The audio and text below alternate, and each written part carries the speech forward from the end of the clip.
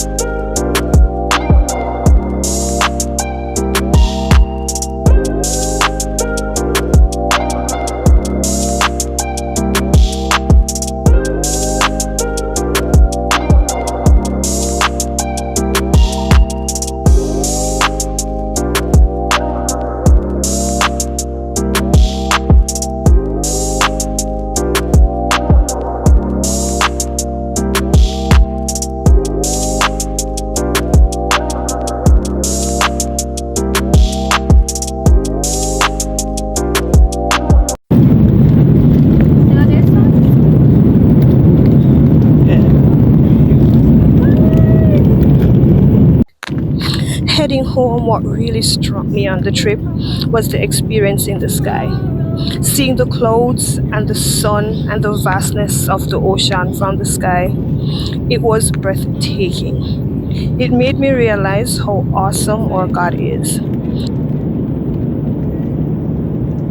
Congregating in any of the laboratory areas.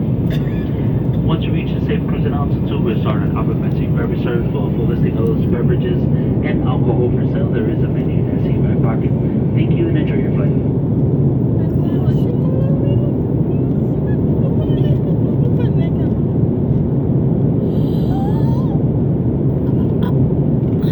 Psalm 102:25 tells us, "Of old you laid the foundation of the earth, and the heavens are the work of your hands."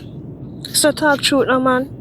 Look on this creation. This could never come about from just a random big bang. It had to be a creator that put all things in place.